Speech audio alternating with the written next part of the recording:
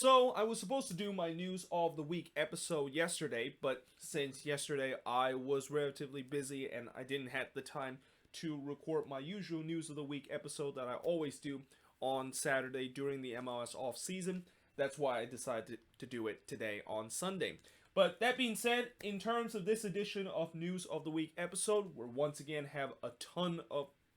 reports and signings and even contract extension that happened in the past couple of days. But the first thing I'm going to talk about is some rebranding news that came out of MLS in the last couple of days. And one of those rebranding news involving the Chicago Fire, who says that they will develop a new logo with fans' input heading into the 2022 season. Now, technically, this is nothing new, knowing the fact that the Fire is going to be developing a new logo heading into next season, because a couple of months ago they also pretty much announced that they were going to be redesigning the logo that they designed heading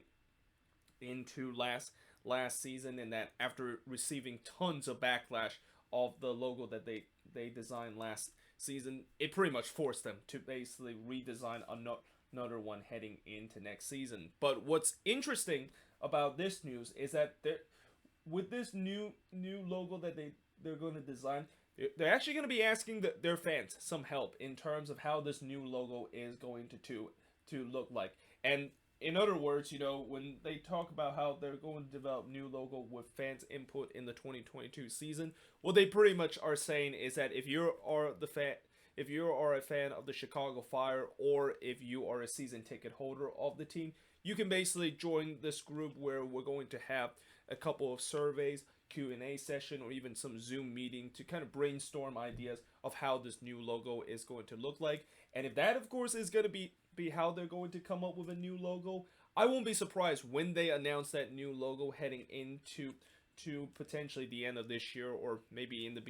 beginning of next year. It's going to be look something similar to the original logo that they have, and pretty much something similar to this one, which is the old logo that the Chicago Fire has, because I know a lot of Fire fans have said that they really like the original logo and that it's kind of an iconic logo since it's been with the team since their inception in MLS and coming into MLS in 1998, and that a lot of fans were definitely not happy the fact that they decided to change it, and that some fans even kind of come up with the cliche to the Fire by saying that, well, if it ain't broken, why in the world are you trying to fix it, and why in the world are you trying to redesign it when it was already one of the better logo around the league? So something tells me that of course is going to be the case, where it's going to look something similar to that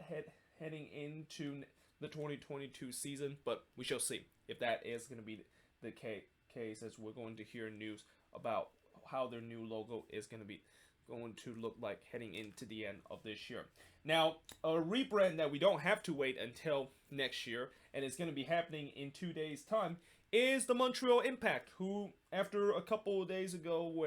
not a couple of days, but a couple of weeks ago, where they talked about they are going to rebrand, and that they pretty much tease what the rebrand is going to look like, and there's even some leak of how this rebrand is going to look like. They're going to officially announce that they're going to make the announcement on January 12th, which is going to be 2 days from the time of this recording. And not only the fact that I am going to be doing a video talking about the rebrand of the Montreal Impact and them potentially getting a new name, but I am going to expect there's going to be some negative comments and some negative reaction from that. I mean, we already have heard a lot of Impact fans are not happy with the way that this team is not only rebranding their name and just going to change their name potentially to Montreal FC or CF Montreal as it's been leaked, but the brand of the logo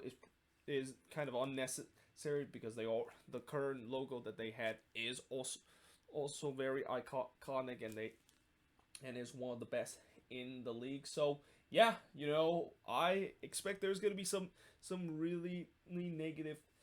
reaction in terms of this rebrand, but hopefully, at least when they do announce the rebrand, it's going to be respectable and maybe kind of surprise some people that, hey, it's not as bad as what we kind of thought. But that being said, if it is as bad as what we thought, I won't be surprised if Montreal is gonna maybe even go the same route that the Chicago Fire did, where they're Montreal. I think maybe in a year time they're going to once again say, yeah, we messed up. So you know what we're gonna do? We're gonna now develop a new logo heading into the 2023 season. But hey, this time to make sure we're not gonna screw up again, we're gonna have some fans input in terms of how this new logo is gonna look heading into the 2023 season. Now, moving on and away from some talking about some rebranding news that happened around MLS in the last couple of days, to talk about coaching. So I talk about how Inter Miami fired head coach Diego Alonso a couple of days ago, and I also kind of mentioned a little bit about how it's going to be interesting to see who the next head coach is, and that I kind of feel like it's probably going to be a big name kind of head coach that's going to come to this team, because after all, Inter Miami, they always want to get the big name players and also the head coach, and at least big name and big thing is kind of what is in the vision of David Beckham, and that I thought that this next head coach could be somebody that is a well-known kind of name that can really get this team to the next level. So imagine when I hear the reports that Phil Neville was actually rumored as the next head coach of Inter Miami, and even some source says that they're pretty close in terms of making it official that Phil Neville is the next coach of Inter Miami. Yeah, that is probably not what I was expecting of Inter Miami potentially getting a big name kind of head coach to basically get them to the next level. Like, don't get me wrong, Phil Neville, when he was coaching the England women's national team, he did okay with it. The team, I mean, he did get the team to the semifinal of the Women's World Cup last year before losing to eventual winner of the World Cup in the U.S. But from what I heard about how Phil Neville, his personality is kind of a very arrogant kind of type, and that he kind of always create a lot of antics with the media, and that kind of always want to always create headlines that is always about himself. Yeah, that is definitely not a good recipe in terms of hiring that kind of head coach. And from what I also heard about the fact that he also is very technically inept. Well, if you're going to hire a head coach that is technically inept, and you're basically going to bring him to a team that already has problems with coming up with an identity and structure in terms of the tactical side, yeah, something tells me that is not going to end well whatsoever. And probably the most obvious thing why Phil Neville probably will not do well if he does come to Inter Miami is that he has no coaching experience besides coaching the England women's national team. And that, you remember how Gio Ellis was rumored to go to DC United, and that I guess the reason why we haven't heard a lot of those rumors mainly due to the fact that maybe DC realized that just because a head coach do well in the women's game doesn't mean they'll translate that success heading into the men's game. Well, apparently, I guess Inter Miami didn't get that memo, as if they do decide to hire Phil Neville, and that they're definitely taking a huge risk getting a guy that has no prior experience coaching a club's team or even coaching in the men's game, and really hope that maybe it's just going to be a diamond in the rough where he's just going to take off immediately and get some success with this team. I mean, I don't know. This really could be a hiring that can spell a lot of disaster that's gonna come with this team, and for a team that I know a lot of people have already started to make fun of this team, and there's been a lot of kind of trolls and kind of memes about Inter Miami over the years. If Phil Neville does get the head coaching role of Inter Miami, boy oh boy, imagine those shit poster on the internet talk about Inter Miami, and the memes are just gonna be over the top in terms of if this is actually going to potentially happen in the future. Now, moving on, in terms of talk about coaching news, to now talk about some signings that happened in the past couple of days. And the biggest signings that happened in the past couple of days has to do with the Columbus Crew acquiring Kevin Molino off of free agency. Now, I was very surprised that Kevin Molino decided to leave Minnesota and not actually decide to go to another league but stay in MLS, and that I was even more surprised the fact that when the Crew did acquire Kevin Molino, from what I heard, the amount that the Crew offer him a contract was almost the same amount that Minnesota basically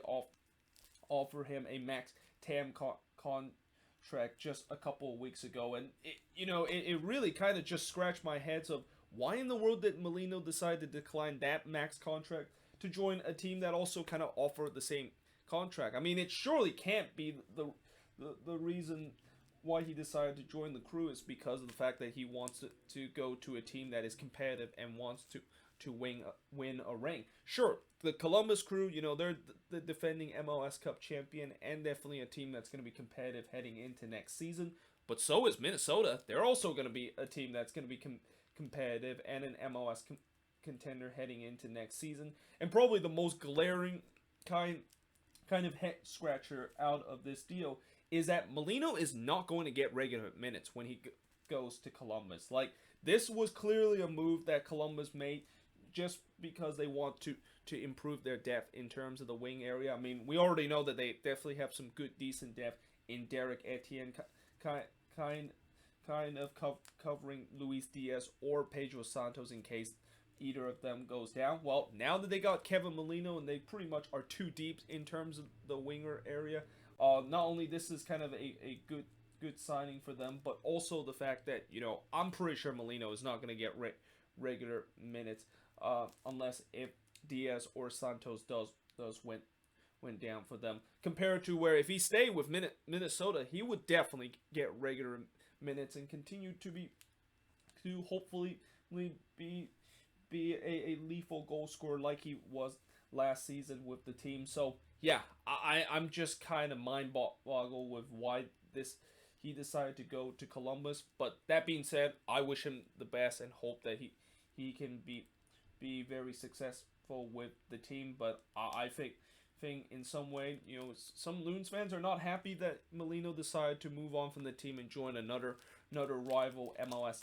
team just for around the same amount of money. I don't blame them for not being happy, because it really, I just cannot find a reason why he decided to go to Columbus for the same amount of money that Minnesota offered them, and just go there maybe because of the fact that you want to be competitive when Minnesota is also another team that is competitive, or even go there to just get starting minutes when probably that is not going to be the case. Now, the good news for Minnesota is that, while they're looking for a replacement for Kevin Molino, they also have added some more depth into their team, and especially in the midfield position, as they have signed former Columbus Crew player Will Trapp off of free agency. And not only the fact that this is a good signing for the Loons, but this definitely solves the issue in terms of what happened if Ozzy Alonso does not start did not play every single minute heading into next season, or if Jan Gregush is going to be going to the Euros, who exactly is going to cover him? Well, the answer is Will Trapp, because Trapp is definitely going to be a guy that kind of is something similar to Kevin Molino, where I think he's kind of too good to be kind of a player that is on the second list off the depth chart. But he's definitely a guy that if you decide to bring him on as a substitute, or maybe cover a guy that either is on international duty or currently injured, he is definitely going to be the guy that's gonna have almost the same quality of the guy that you lost to injury or international duty. So yeah, I'm very happy that Trapp is coming to Minnesota, and that he's going to definitely be kind of our insurance policy in terms of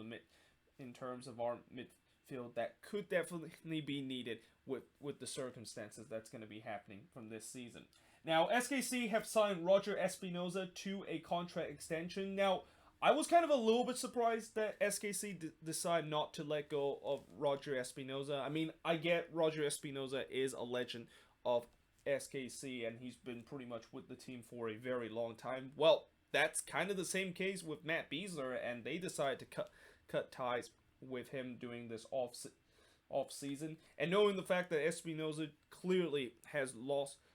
his sharpness and clearly is in a decline, with him now going to be turning 35 heading into next season, I was thinking maybe SKC was going to move on from him and maybe find a eventual replacement for him. But I guess one reason why maybe they decide to offer a contract extension, and it's not even a maybe, but this is probably the reason why they decided to offer him a contract extension, is because of the leadership role that Roger Espinoza had. Because we know that Roger Espinoza, during his time with SKC, he has just been such a leader of the team, both on the field or in the locker room. And I just feel like SKC, knowing the fact that if they want to be competitive and if they want to have a guy that is going to hold players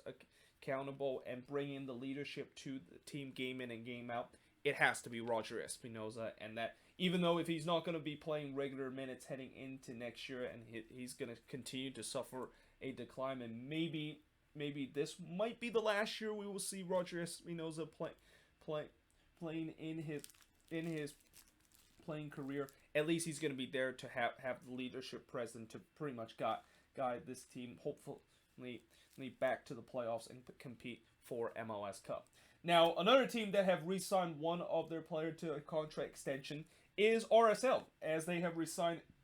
their goalkeeper Andrew Putna to a contract extension. And I think this is also kind of a no-brainer, knowing the fact that I thought Putna was decent last year, and that while he wasn't as good as what Nick Raimondo was when he was the goalkeeper of RSL, let's face it, nobody was going to be as good as Nick Raimondo, and that I think whoever was going to replace him in that role, you know, it was going to be a big shoes to fill, and that even if they're not going to be as good as Nick Raimondo, I think it's going to be good enough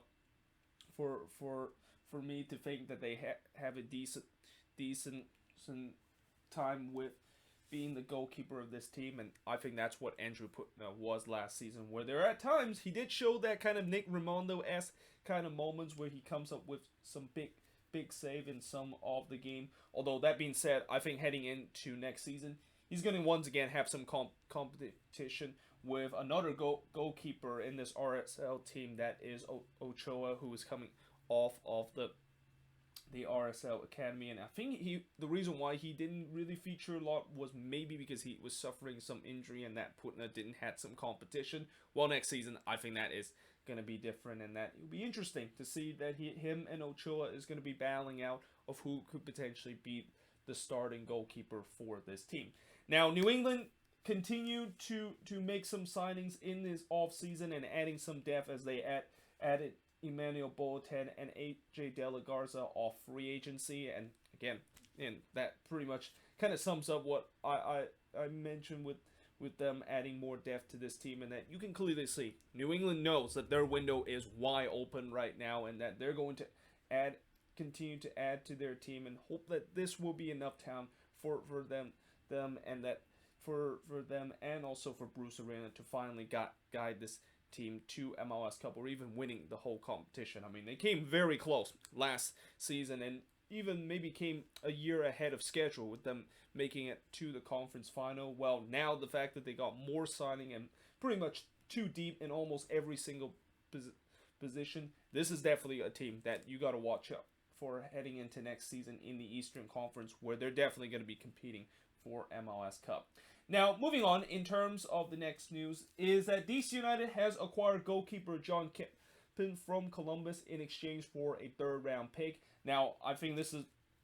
going to be a signing where he is going to be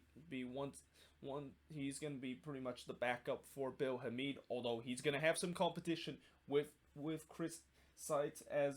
the player that is going to be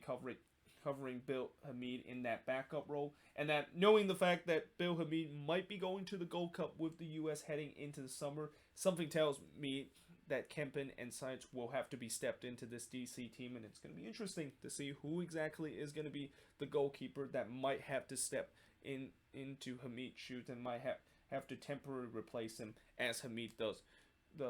have to go to the U.S. men's national team and have international duty in the Gold Cup heading into the summer. But moving on, in terms of the next news, is that Nashville SC has extended GM Mike Jacob contract to 2023. And what's kind of surprising about this one is that I'm kind of surprised Nashville didn't really lock their GM to a long-term contract before, because I was thinking that, well, if they're going to get Mike Jacob, I was assuming they might locked him to a long-term contract. But I guess maybe the reason why they decide not to do is because in case if things go really terribly, or something similar to what Inter Miami suffered in their first season, then maybe they think about letting go of Mike Jacob and finding another GM. But because of how things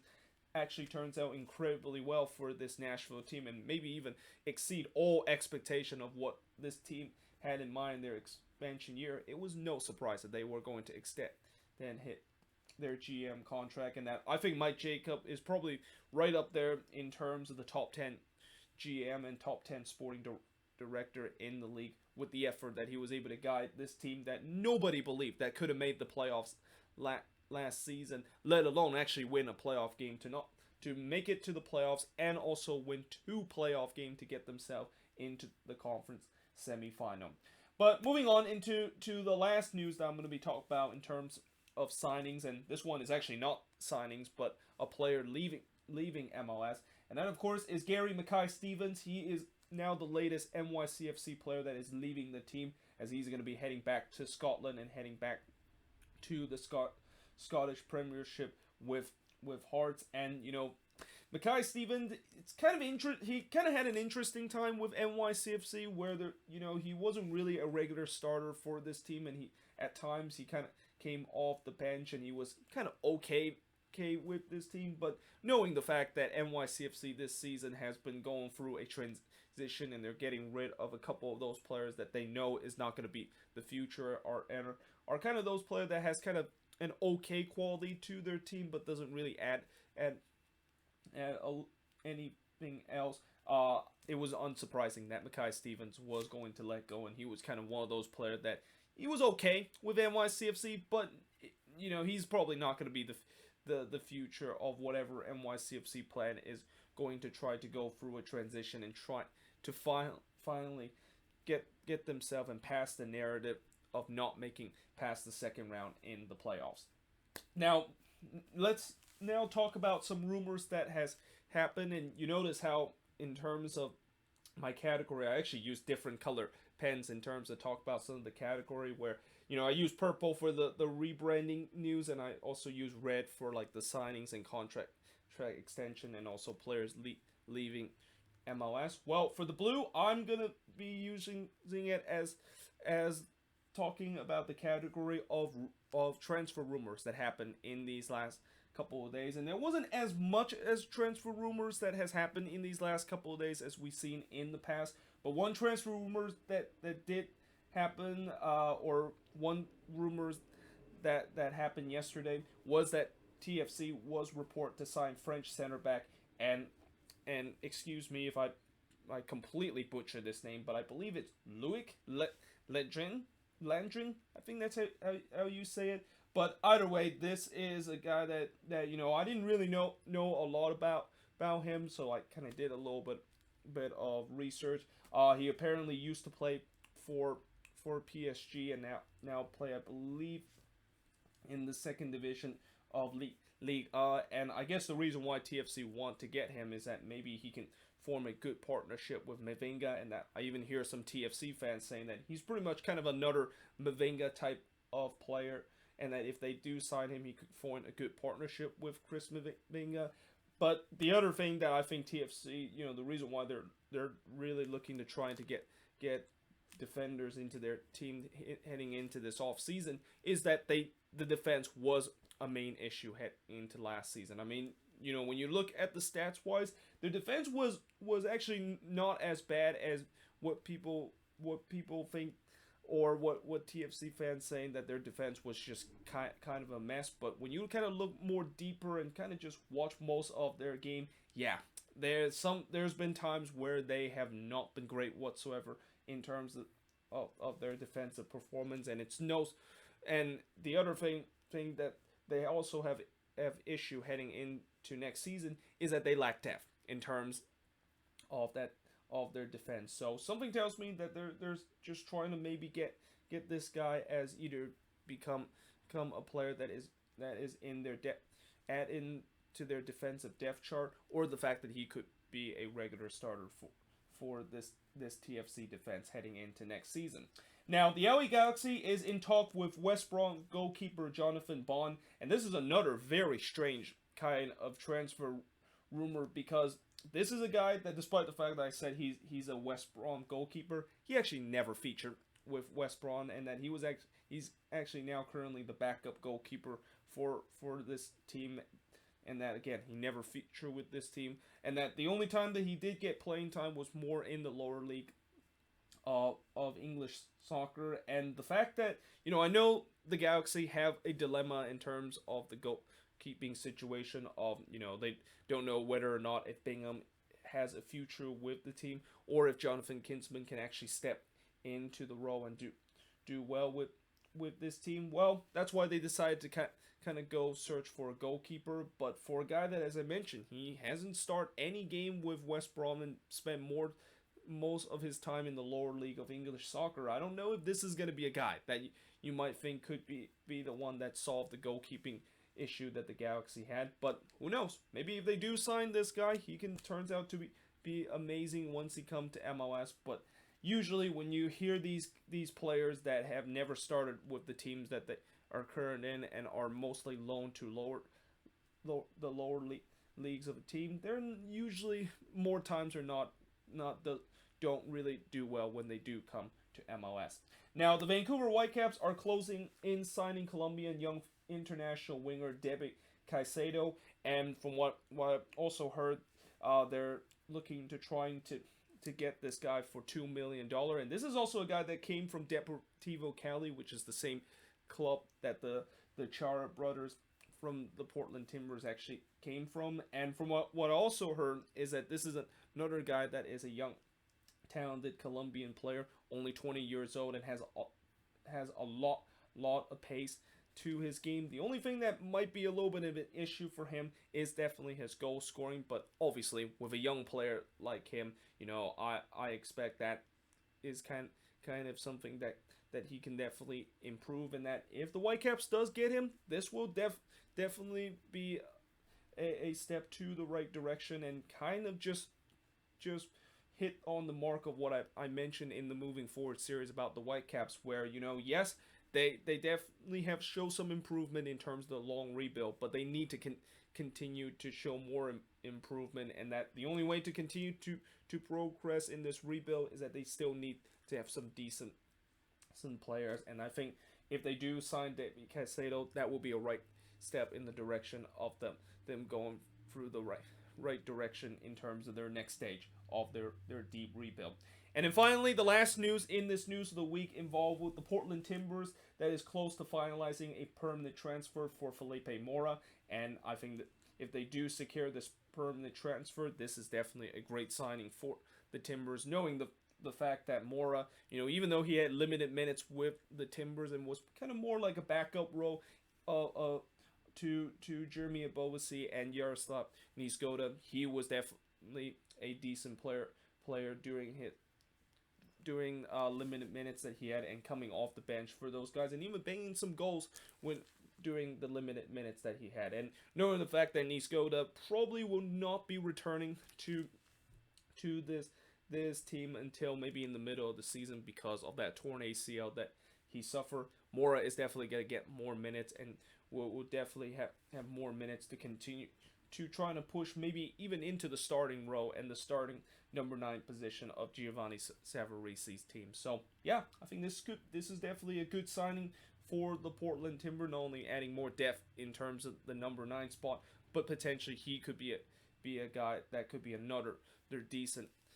attacking option for this team. But yeah, there you have it. That is pretty much it for the News of the Week episode. Let me know in the comments below, what do you think of all these news? And as always, if there's any news that I didn't mention on the board, let me know in the comments below. But yeah, hope you guys enjoyed this video, and I will see you guys next time.